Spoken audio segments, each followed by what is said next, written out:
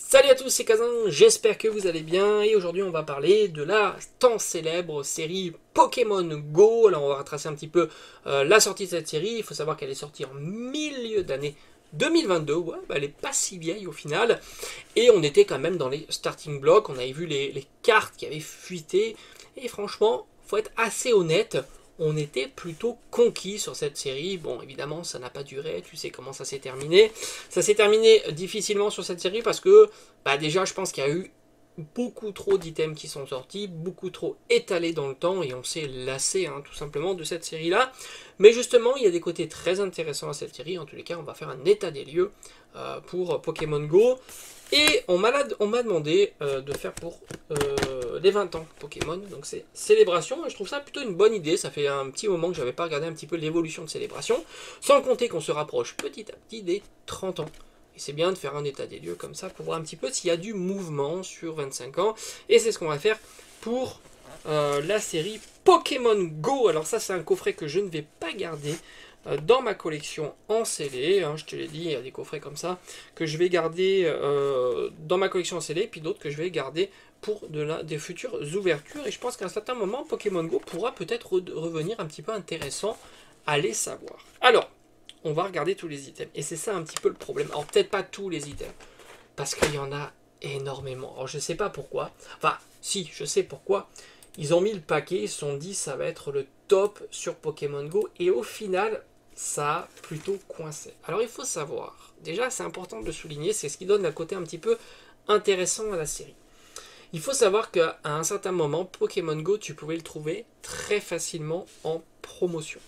Il y a eu énormément, et encore hier, hein, j'ai vu, je crois que c'était des Auchan qui vendaient des Pokébox à 15 euros. Alors, c'est vrai qu'il y a eu énormément de promotions sur Pokémon Go, des 50%, et tu pouvais donc trouver des boosters, on va dire grosso modo, à 3 euros, 4 euros le booster.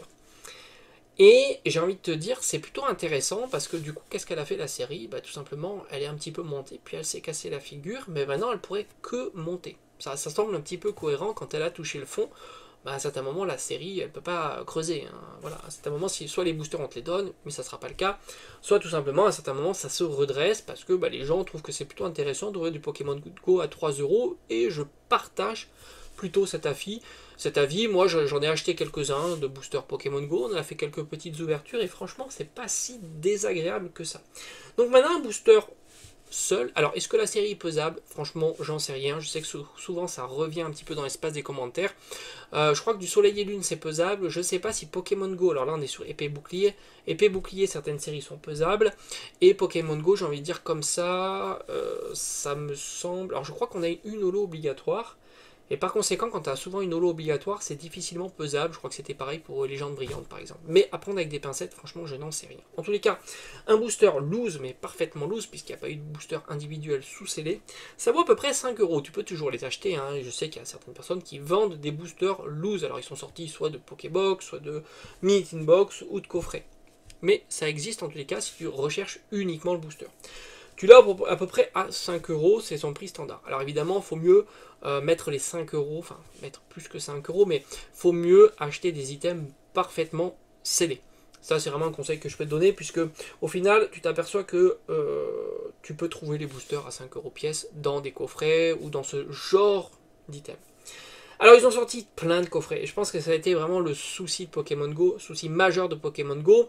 Après il y a aussi un petit peu le manque d'alternatives. C'est vrai que 2 alternatives c'est pas suffisant, même si la série est petite, ce qui peut être un côté positif quand tu as une série petite, c'est-à-dire que tu peux en ouverture, c'est plutôt satisfaisant si tu as un drop plutôt... Enfin si tu n'as pas de malchance ou tu n'as pas de la chance, si tu as quelque chose d'assez équilibré, tu peux te permettre de compléter sans trop de difficulté la série en ouverture, et après en faisant 2-3 échanges, et tu as le master, enfin pas le master, le full set sans trop de difficulté. En plus ils ont mis une originalité supplémentaire de la série, on a les cartes qui se décollent. Alors évidemment ça a été surprenant au début, puis après ça a lassé évidemment, et ça manquait un peu trop de saveur évidemment.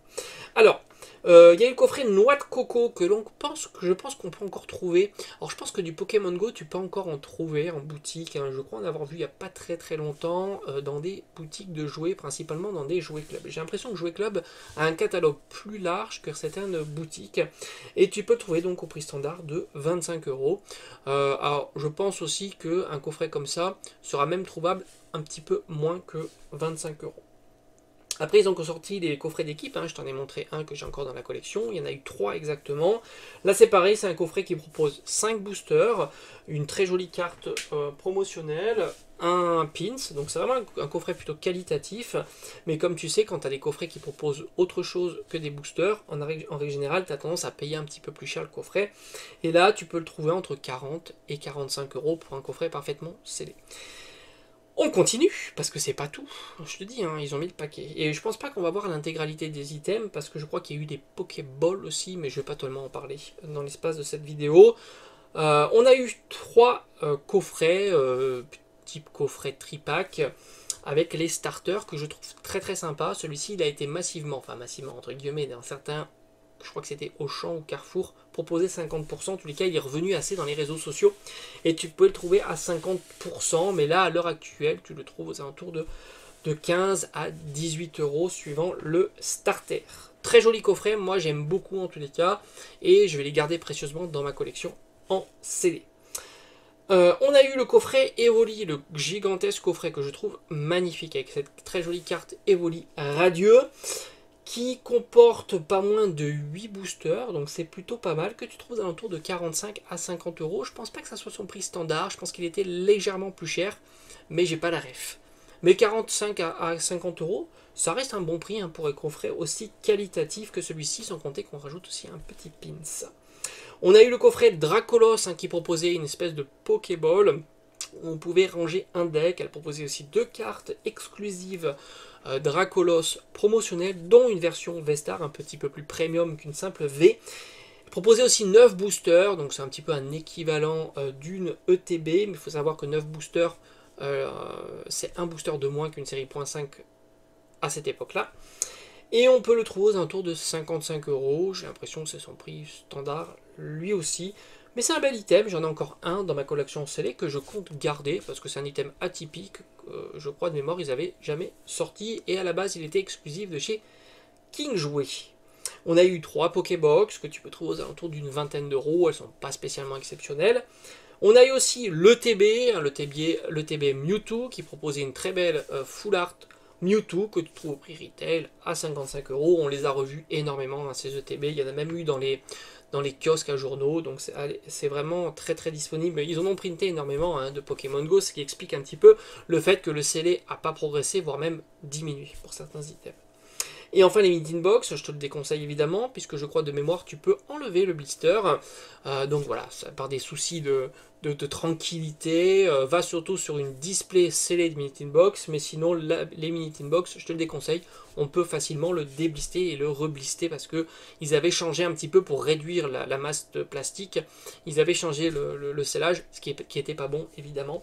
Et tu peux trouver à 10 €, donc 5 € du booster. Voilà, grosso modo, les différents items qui sont sortis sur Pokémon Go. Et il y a eu aussi des Pokéballs. Bon, ça, je suis pas trop calé sur cet item-là, de savoir ce qu'il y avait à l'intérieur exactement. Donc au final, c'est une série que tu t'aperçois qui est sortie maintenant depuis 2 ans, que tu peux retrouver assez facilement et au prix standard, retail, voire même un petit peu moins. C'est logique, puisqu'elle a été massivement imprimée, massivement boudée, et il y a eu énormément de promotions sur cette série, que ce soit sur le net, mais aussi en boutique physique. Et je trouve ça intéressant parce que justement, il s'est passé des choses dans l'histoire de cette série-là.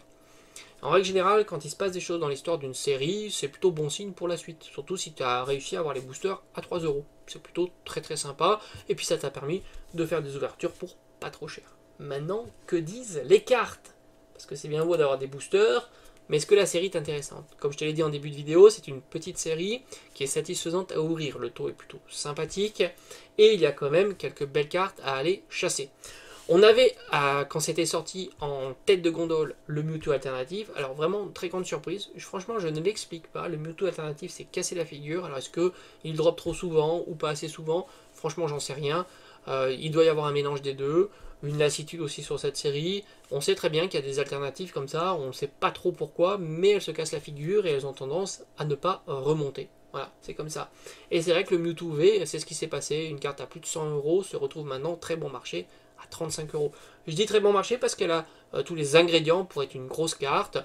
C'est Mewtwo, très populaire. Je trouve pas que la carte soit mal réalisée, bien au contraire, je trouve qu'elle est plutôt très jolie. Ça ne veut pas dire qu'elle va monter dans le temps, mais ça veut juste dire que normalement elle a les ingrédients pour faire une carte plutôt recherchée et populaire. On avait une deuxième alternative qui là bon, est bête au chef. Là je comprends mieux, c'est 10 euros, hein, évidemment, hein, si tu compares d'autres alternatives sur des séries bien plus difficiles, le Dunaconda par exemple de Point de Fusion est à 10 euros, pourtant elle est quand même plus compliquée à faire tomber. Enfin moi je trouve. Alors, qu'est-ce qu'il y a eu aussi dans cette série? On a eu l'apparition du Dracofeu en version radieux. Là aussi, c'est une carte qui s'est cassée la figure. Si tu regardes son historique, elle était à 45-50 euros. Puis maintenant, on la trouve entre 10 et 15 euros. C'est plus prévisible. Ce sont des formats qui, habituellement, ne plaisent pas. On pourrait les comparer à des Amazing, des Prism, des petites Shiny et autres formats comme ça, ou même aussi des brillants. On sait que ce format de carte-là ne plaît pas énormément. Alors, si ça aurait été une brillante dans Légendes brillantes, ça aurait été évidemment plus populaire et plus cher, mais on n'a pas le même recul. Donc là aussi, je trouve pas que ce soit une mauvaise affaire d'acheter un Dracofeu radieux à 10 euros. Franchement, alors j'ai pas l'impression qu'il a baissé en dessous de ce support qui me semble assez solide de 10 euros, 10-12 euros pour cette carte-là. Et rappelle-toi qu'à l'époque, on était quand même très content de la faire tomber. Il y a eu aussi donc Florizarre et Tortank. Là aussi, ce sont des cartes ultra bon marché que tu trouves pour quelques euros. Oui, oui, quelques euros. C'est assez fou de voir des cartes ultra rares, starter. Je trouve cartes plutôt agréables dans la collection pour si peu cher.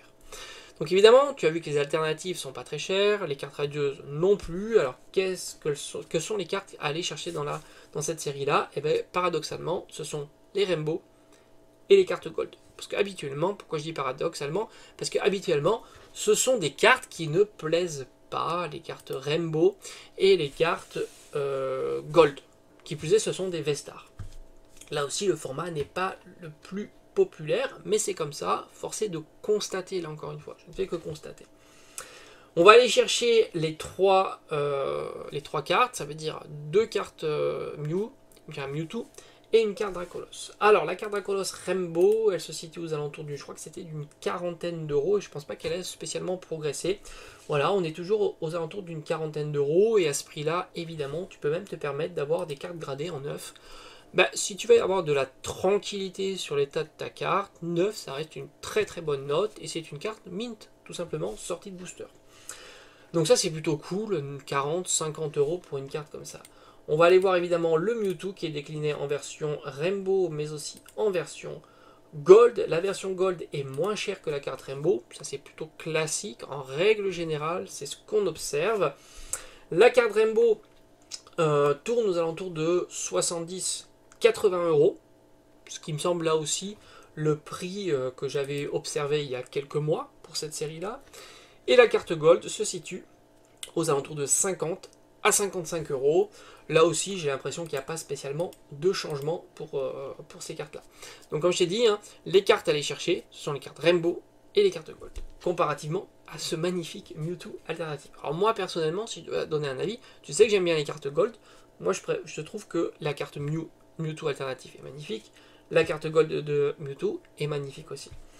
Et curieusement aussi, parce que j'ai envie de le souligner quand même, parce que ça fait figure un petit peu de... c'est atypique, cette série-là tant est atypique.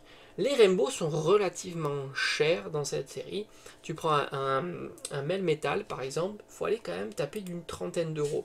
Les cartes dresseurs, c'est pareil, c'est une trentaine d'euros. Si tu fais du parallèle sur des séries bien plus difficiles à faire tomber, par exemple du Evo Céleste, les cartes Rainbow sont moins chères que ça. Ou alors d'autres séries qui proposent des cartes Rainbow, comme le bloc épée bouclier, où là elles sont encore moins chères. Tu peux les trouver pour 5 à 10 euros sur ce genre de série.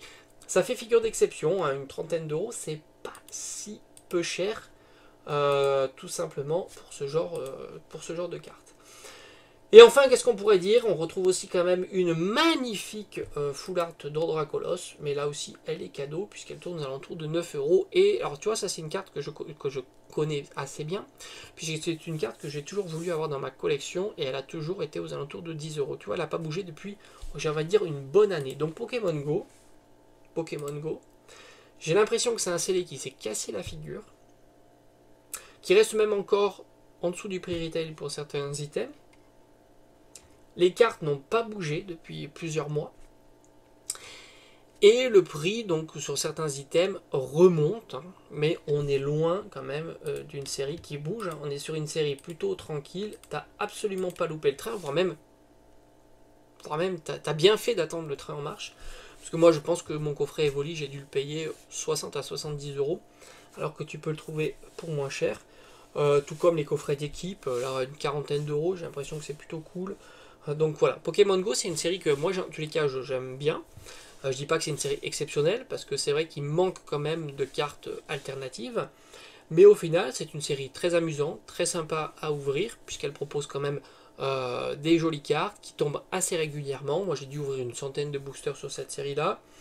J'ai eu un tirage plutôt sympa. Après, il ne faut pas être résultat orienté, il ne faut pas avoir uniquement ces ouvertures parce que ça veut pas dire grand chose, hein, évidemment. Mais j'ai l'impression qu'en ayant regardé un petit peu toutes les ouvertures du moment, beaucoup faisaient tomber quelques cartes sympathiques, que ce soit le Mewtwo en différentes formes, la Rainbow, la Gold ou l'alternative, ou le Dracofeu, etc. Donc je trouve que c'est quand même une série qui est très sympa, très abordable niveau cartes. Et j'ai envie de te dire, on dit pas grand chose d'exceptionnel, puisqu'en ce moment les cartes sont très très abordables. Tu as vraiment le pouvoir quand tu achètes des cartes sur internet de négocier ou demander un petit rabais ou quoi que ce soit, parce que c'est vrai qu'en ce moment les gens sont plus captivés par le scellé et du coup boudent plus facilement les cartes, ce qui est plutôt cohérent parce que tu t'aperçois que certaines cartes continuent à diminuer, hein. C'est ce que je t'avais parlé un petit peu avec le Raichu par exemple de Star Instant. Je pensais vraiment avoir fait un bon achat et tu t'aperçois qu'elle continue à diminuer. Donc au fond, le scellé, tu sais pertinemment qu'à un certain moment, déjà il se raréfie quand il est plus présent en boutique, et à un certain moment, les choses qui se raréfient avec une demande correcte a tendance à monter petit à petit. C'est pas de l'explosion comme on pourrait imaginer, mais monter petit à petit. Du coup, toi, si tu veux gérer ton budget pour continuer à agrandir ta collection en scellé, il est plus profitable de mettre du budget maintenant pour le scellé et d'attendre pour les cartes, puisque les tendances sur les cartes diminuent et pour le scellé a tendance à monter. Ce qui est cohérent si tu gères ton budget sur ta collection, à la fois les cartes mais aussi le scellé. On se donne rendez-vous demain, on va parler de célébration. N'hésite pas à mettre dans l'espace des commentaires la série que tu veux que je review, tout simplement. Moi, ça ne me pose aucun souci de faire ce type de vidéo. Au contraire, moi j'aime bien. Comme ça me permet de me tenir au courant des différents prix et de ne pas être pris de court lorsque je suis dans un vide-grenier où je vois des cartes à un certain prix chez des professionnels, par exemple. Parce que je me vois mal sortir mon téléphone et vérifier chacune des cartes. Je trouve ça assez lourd et assez long en plus et fastidieux. Donc là, ça me permet en mémoire, en tête, d'avoir de connaître un petit peu tout ça. Allez, je te dis à bientôt. Merci d'avoir regardé cette vidéo et on se dit à demain pour célébration. Mercredi pour l'ouverture du coffret Rayquaza. Let's go!